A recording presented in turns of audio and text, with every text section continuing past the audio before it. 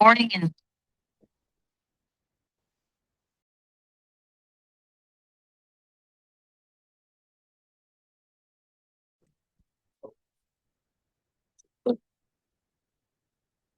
السلام علیکم ورحمۃ اللہ وبرکاتہ۔ الحمد للہ اس وقت ہم عرفات کے میدان میں ہیں، اپنے کیمپ میں ہیں، اور عرفات کی جو دعا ہمیں مسنون ملتی ہے، آج میں چاہتی ہوں کہ اس کے بارے میں کچھ باتیں کروں تاکہ ہم اس کو پوری روح کے ساتھ پڑھ سکیں۔ نحمدہ ونصلی علی رسولہ الکریم، اما بعد، فاعوذ باللہ من الشیطان الرجیم، بسم اللہ الرحمن الرحیم، رب اشرح لي صدري ويسر لي امري واحلل عقدة من لساني يفقهوا قولي۔ دعائے عرفہ: لا الہ الا اللہ وحدہ لا شریک لہ، لہ الملک ولہ الحمد وهو على كل شيء قدیر۔ یہ کلمہ صرف زبان سے دہرایا جانے والا کوئی عام ذکر نہیں ہے، بلکہ ایک مکمل ضابطہ حیات ہے، جس کا ایک ایک لفظ اگر انسان سمجھ جائے تو دل کی حالت بدل جاتی ہے، انسان اندر سے تبدیل ہو جاتا ہے۔ سب سے پہلے ہے لا الہ الا اللہ۔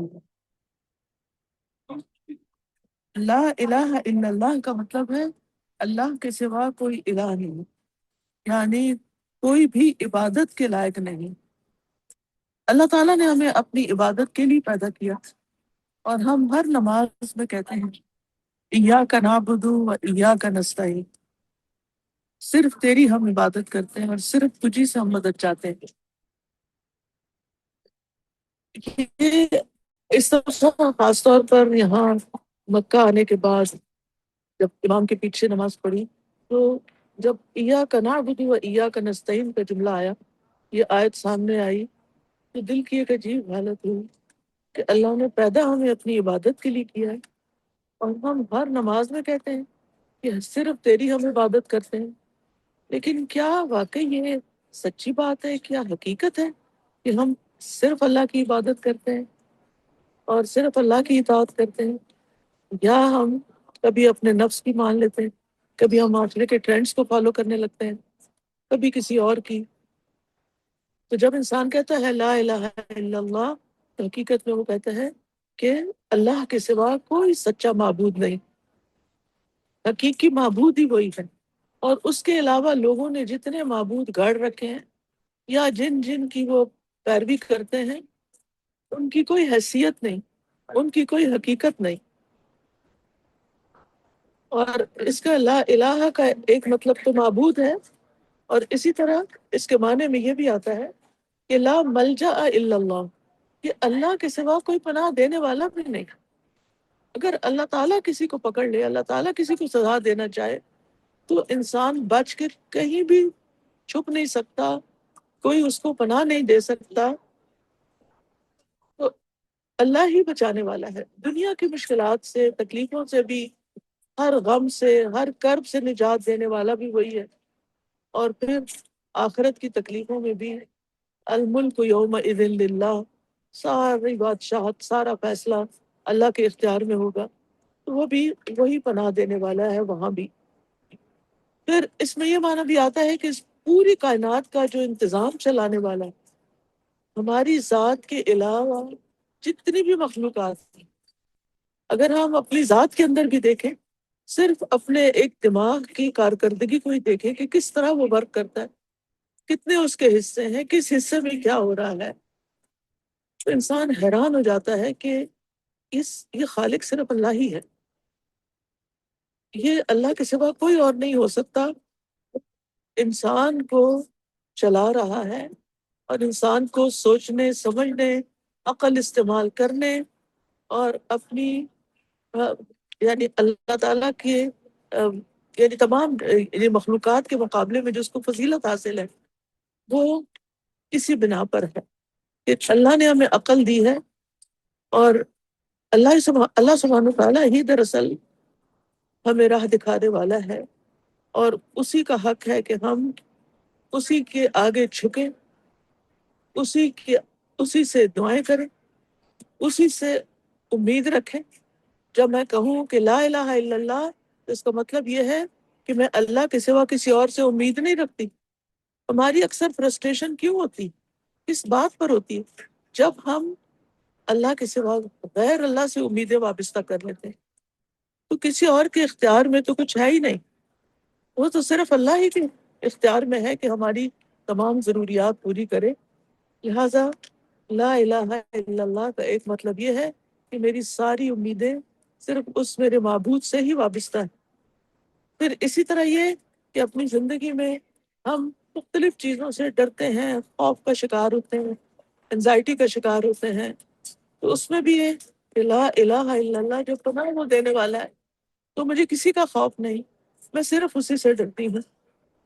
اور پھر ایک معنی یہ بھی نکلتا ہے کہ میرا تعلق اور میری وابستگی اور میری محبت وہ بھی بس اللہ ہی سے ہے، لا الہ الا اللہ۔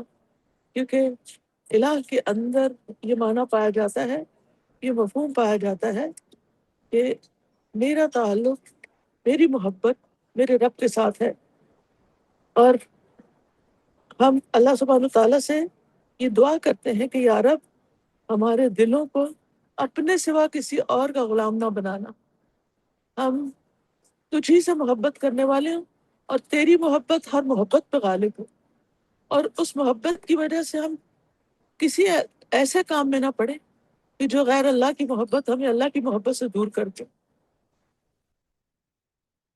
تو بہرحال لا الہ الا اللہ، وہ میرا الہ، وہ میرا رب، وہی اکیلا مجھے سہارا دیتا ہے، میری ٹوٹ پھوٹ کو درست کرتا ہے، میرے ٹوٹے ہوئے دل کو جوڑتا ہے، میرے غموں کا مداوع کرتا ہے، وہی مجھ پر رحم کرتا ہے، وہی اکیلا مجھے رزق دیتا ہے، وہی میری تکلیفیں دور کرتا ہے، وہی میری بیماریوں میں مجھے شفا دیتا ہے، وہی میری ہر اس جگہ میری مدد کرتا ہے جہاں مجھے مدد کی ضرورت ہوتی ہے، کیونکہ میں مدد بھی اسی سے طلب کرتی ہوں۔ وَإِيَّاكَ نَسْتَعِينُ، اور وہی اکیلا ہی ہے جو مجھے ہر مشکل سے نجات دیتا ہے۔ تو لا الہ الا اللہ وحدہ لا شریک لہ، یہ جتنی بھی ہم نے اس کی صفات کا ذکر کیا ہے، ان میں کوئی بھی اس کا شریک ہے ہی نہیں، نہ کوئی انسان، نہ کوئی جن، نہ کوئی فرشتہ، نہ کوئی نبی، نہ کوئی ولی، نہ کوئی اور مخلوق، اس کا کوئی بھی شریک نہیں، نہ کوئی اس کی بادشاہت میں شریک ہے، نہ اس کے علم میں کسی کی شراکت ہے، الا ماشاء اللہ، مگر جو اللہ کسی کو خود عطا کر دے، کیونکہ ولا یحیطون بشیء من علمہ الا بما شاء، اس کے سوا غیب کا علم کسی کے پاس نہیں، نفع نقصان کا کوئی اور مالک نہیں۔ یہ چیز انسان کو کس قدر بہادر بنا دیتی ہے، اور انسان دوسروں سے ڈرنے کی بجائے اور دوسروں سے امیدیں وابستہ کرنے کی بجائے اپنے رب ہی کی طرف توجہ کرتا ہے۔ پھر یہ کہ صرف اسی پر ہمارا بھروسہ ہوتا ہے، ہمارا توکل اسی پر ہوتا ہے، اور جب ہماری محبت، ہمارا خوف، ہماری امید، ہماری مدد سب اس سے وابستہ ہے، تو پھر انسان صرف اسی کے در پہ جا کے جھکتا ہے، اسی کا غلام بننا پسند کرتا ہے، اور اسی کے آگے بچھ جاتا ہے، اور اسی کو پکارتا ہے لبیک اللہم لبیک، کہ اے اللہ میں حاضر ہوں، میں حاضر ہوں، سب سے زیادہ میں تجھ سے محبت کرتا ہوں، اور تیرے بلانے پر میں تیری اس جگہ پر آیا ہوں جہاں تیرا وعدہ ہے کہ تو گناہوں کو معاف کر دیتا ہے اور جہنم سے آزاد کر دیتا ہے۔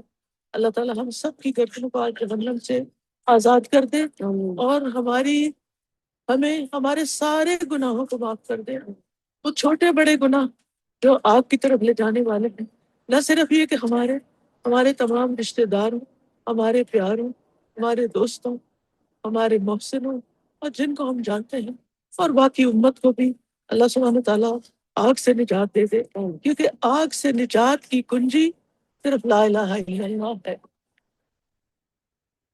لہ الملک، ہر طرح کی ملکیت اور ہر طرح کی بادشاہت صرف اللہ کی ہے۔ میری ذات، میری بدن، میرے وجود میری ذات کا مالک بھی اللہ. میں میری جتنی بلانگنگس ہیں، میرا مال ہے، اولاد ہے، گھر ہے، علم ہے، کام ہے، کوئی بھی چیز، ان سب کا اصل مالک اللہ ہے. وہی دیتا ہے، اور جب وہ چاہے وہ لے بھی سکتا ہے. ان میں سے کسی چیز پر ہمارا اختیار نہیں. لیکن عام طور پر ہم یہی کہتے ہیں نا، میری گاڑی، میرا گھر، میرا مال، میرا بینک بیلنس، میری فلاں چیز. ہر وقت ہمیں اس چیز کی فکر ہوتی ہے کہ یہ چیز میری ملکیت میں آ جائے، جبکہ ملکیت اصل میں اللہ ہی کی ہے. ہماری صحت، طاقت کا مالک بھی وہی ہے. ہماری خوبصورتی کا مالک، ہمیں جتنا، ہمارے اسٹیٹس کا مالک، ہمیں جو بھی عزت دی گئی ہے دنیا میں، وہ سب اس کا مالک بھی وہی ہے. کہتے ہیں نا، اللہم مالک الملک تؤتی الملک من تشاء وتنزع الملک ممن تشاء. کہ اللہ سبحانہ وتعالیٰ ہی مالک الملک ہے. ساری بادشاہت کا مالک وہی ہے. جس کو چاہتا ہے بادشاہت عطا کرتا ہے، اور جس سے چاہتا ہے چھین لیتا ہے. لہٰذا جو کچھ بھی ہے، ہمارے دل بھی اس کے ہاتھ میں ہے. جدھر چاہے وہ ان کو پھیر لے. ہمارے اہل و عیال اور ہمارا فیوچر، ہماری طاقتیں، ہمارے پاس جتنی بھی جس قسم کی بھی نعمتیں ہیں، ان سب نعمتوں کا مالک بھی دراصل اللہ ہے. جیسے ہم تلبیہ میں بھی کہتے ہیں، ان الحمد والنعمت لک والملک. یہ ساری تعریف، ساری بادشاہت، ساری ملکیت، سب کچھ تیرا ہی ہے. یہ ہمارے پاس جو کچھ ہے وہ تیرا دیا ہوا ہے اور امانت ہے، اور ہم سے دیکھا جا رہا ہے کہ ہم اس کو استعمال کیسے کرتے ہیں. چاہے ہماری عقل ہے، ہماری قوتیں ہیں، ہمارا مال ہے، ہماری اولاد ہے، ہمارا گھر ہے، ہمارے وسائل ہیں، ہماری دولت ہے. ایک ایک نعمت کے بارے میں یہی دیکھا جا رہا ہے کہ ان نعمتوں کو ہم اللہ تعالیٰ کی مرضی کے مطابق استعمال کرتے ہیں یا اسی کی نافرمانی کے میں استعمال کرتے ہیں. تو اللہ تعالیٰ ہمیں توفیق عطا فرمائے. اور پھر لہ الملک، چونکہ سارا کچھ ہے اسی کے پاس، لہ الحمد، ساری تعریف بھی اسی کی ہے. کیونکہ تعریف تو مالک کی ہوتی ہے نا. جن کے پاس صرف امانت ہے یا ادھار دے رکھا ہے، اس پر ان کی کیا تعریف. اور اللہ تعالیٰ کی ہم خوشی میں بھی کریں، ہم غم میں بھی کریں، ہم صحت کی حالت میں بھی کریں، ہم دکھ کی حالت میں بھی کریں، ہم تکلیف پر بھی کریں، اور ہم آسانی پر بھی کریں. کیونکہ ہر حال میں تعریف اسی کی ہے. اور اللہ تعالیٰ کے فیصلوں کی حکمت سمجھ آئے تو بھی ہم کریں، اور اگر اس کے فیصلوں کی کوئی حکمت سمجھ نہیں آتی تو بھی. کیونکہ بعض اوقات ایسا ہوتا ہے کہ ہم کسی چیز کے لیے بہت دعائیں مانگ رہے ہوتے ہیں. مثال کے طور پر جب سے ہم حج کا ارادہ کرتے ہیں تو ہم یہ دعائیں مانگنا شروع کر دیتے کہ اللہ حج نصیب کرنا، اللہ ہمیں صحت دینا، کہ ہم صحت کے ساتھ اپنے پاؤں پہ سب کچھ تیری عبادت کے لیے بھاگ دوڑ کریں.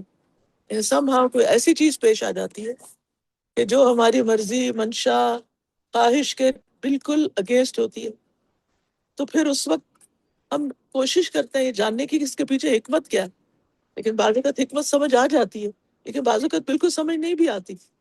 تو چاہے حکمت سمجھ آئی اور چاہے نہیں آئی، ہر حال میں اللہ تعالیٰ کی تعریف، کیونکہ اصل مالک وہی ہے. اور پھر یہ ہے کہ وَهُوَ عَلَىٰ كُلِّ شَيْءٍ قَدِيرٌ، وہ ہر چیز پر پوری قدرت رکھتا ہے. عام طور پر لوگ کہتے ہیں کہ یہ تو لا الہ الا اللہ وحدہ میں دعا کیا ہے. دعا یہ ایمان ہے کہ جو ہم آج مانگیں گے وہ دینے پہ پوری طرح قادر، وہ سب کچھ دے سکتا ہے. یعنی جتنی بھی ہماری دعائیں، چھوٹی یا بڑی، ان دعاؤں کو قبول کرنے میں اس کو کوئی مشکل نہیں. جو ہم چاہتے ہیں، جو ہم مانگتے ہیں، اس کو دینے میں کوئی مشکل نہیں. لہٰذا وہ بیماروں کو شفا دینے پہ قادر ہے، وہ گمراہوں کو ہدایت دینے پہ قادر ہے، وہ بگڑوں کی اصلاح کرنے پہ قادر ہے، وہ فقیروں کی فقر کو دور کرنے پہ قادر ہے، وہ پریشان حالوں کی پریشانیاں دور کرنے پہ قادر ہے، وہ رزق دینے پہ قادر ہے، وہ ہمارے دلوں کو اپنی محبت سے بھر دینے پہ قادر ہے، اور وہ ہماری اولاد کی حفاظت پہ قادر ہے، ان کی اصلاح پہ قادر ہے، ان کو بگاڑ سے نکال کر ہدایت کی طرف لانے پہ قادر ہے، ہر چیز پر. اور پھر یہ کہ جتنے بھی دروازے ہم سمجھتے ہیں کہ ہم پہ بند ہیں، جس بھی چیز میں اور جس بھی کام میں ہمیں رکاوٹ لگتی، ان ساری رکاوٹوں کو دور کرنے پہ قادر ہے. جو بھی ہم زندگی میں حاصل کرنا چاہتے ہیں، جو بھی اچیو کرنا چاہتے، جو ہماری وشز، مثال کے طور پر کہ اللہ ہم قرآن پورا حفظ کر لیں، یا اللہ قرآن کی ہر آیت بہترین طریقے پہ سمجھ آ جائے، یا اور اس کے علاوہ بھی دین دنیا سے متعلق، تو اس کے لیے کچھ بھی مشکل نہیں، وہ ہر چیز پر قادر ہے۔ تو یہ عرفہ کا دن بہت ہی عظیم دن ہے، اور اس دن کی دعا لا الہ الا اللہ وحدہ لا شریک لہ لہ الملک ولہ الحمد وہو علی کل شیء قدیر، یہ تمام انبیاء نے اس دن دعا مانگی، اور یہی نبی صلی اللہ علیہ وسلم نے مانگی، اور یہی آج ہم بھی مانگیں گے تاکہ ہماری زندگیوں کے اندر تبدیلی آئے۔ اور الحمدللہ اس سلسلے میں یہ بہت ہی اللہ تعالیٰ کی شکر گزار ہو کر اعلان کرنا چاہتی ہوں کہ الحمدللہ ہماری دعائیں ایپ میں ہر دعاؤں کے مجموعے کے بعد یہ دعا ایڈ کر دی گئی ہے، تاکہ جو لوگ بھی آج کے دن عرفہ میں ہوں یا عرفہ کے علاوہ کہیں بیٹھ کر اس وقت پر، جب اللہ تعالیٰ فرشتوں کے سامنے ان بندوں پہ فخر کر رہا ہے اور دعائیں مانگنے والوں کی دعائیں قبول کر رہا ہے، تو وہ ہماری ان دعاؤں کو سن لے، اور ہم ساتھ ساتھ اور دعائیں مانگتے ہوئے اس دعا کو نہ بھولیں۔ اور یہ دعا جو ہے دعائے عبادت ہے، اس کا مانگنا بھی عبادت ہے، اس کا مانگنا اللہ کی تعریف ہے، حمد و تحلیل ہے، اللہ کی بزرگی اور اللہ کے جلال اور جمال کا اقرار ہے۔ لہٰذا آپ لوگ اپنے جو دعائیں ایپ ہے اس کی سیٹنگز پر جا کر آپ عرفہ موڈ پر اپنے سیٹنگ کر لیں، تو آپ دیکھیں گے کہ جو مین مینیو ہے اس کا دعاؤں کا، اس میں بھی اور الورد المصفیٰ المختار میں بھی آپ کو ہر تھوڑی دیر کے بعد یہی تسبیح ملے گی، تاکہ آپ ایک سنت کو زندہ کریں۔ یہ ہم کیوں پڑھیں؟ اس لیے کہ ہمیں نبی صلی اللہ علیہ وسلم نے یہ سکھائی۔ ہم عام طور پر لوگوں سے پوچھتے رہتے ہیں کیا دعا کریں کیا کریں۔ اللہ کے رسول سے بڑا کون ہے کہ جس کے پاس علم ہو، جس کے پاس خیر کے خزانوں کا علم ہو، کہ وہ اللہ نے جو ان کو سکھایا اس میں سے انہوں نے ہمیں سکھایا۔ لہٰذا ہمیں اس کی طرف پوری محبت کے ساتھ توجہ کرنے کی ضرورت ہے۔ اللہ تعالیٰ سے دعا ہے کہ اللہ تعالیٰ ہماری آج کی دعاؤں کو قبول فرما لے، اور ہماری گردن کو جہنم کی آگ سے بچا لے، اور قیامت تک ہمارے لیے آگ اور آگ سے متعلق اور عذاب سے متعلق جتنی چیزیں، اللہ تعالیٰ ہم سب کو اس سے نجات عطا فرمائے۔ وآخر دعوانا ان الحمد للہ رب العالمین، سبحانک اللہم وبحمدک، اشہد ان لا الہ الا انت، استغفرک واتوب الیک۔ السلام علیکم ورحمۃ اللہ وبرکاتہ۔ لیکن تو بات کریں۔ وعلیکم السلام وعلیکم السلام وعلیکم السلام ورحمۃ اللہ وبرکاتہ۔ پیاری استاد، وعلیکم السلام ورحمۃ اللہ آپ میں سے وبرکاتہ۔ کوئی کچھ کہنا چاہے گا یا کچھ ریفلیکشن شیئر کرنا چاہیں گے کوئی؟ جی میم، میں کہنا چاہتی ہوں۔ جی جی، نام بتائیں اپنا۔ میرا نام سنیا آصف ہے، میں پاکستان فیصل آباد سے بلانگ کرتی ہوں۔ جی جی پہلے تو یہ لیکچر بہت افیکٹو تھا۔ دوسری بات جو میں شیئر کرنا چاہتی ہوں کہ انسان اگر اپنے آپ کو مکمل طور پر مطلب ہم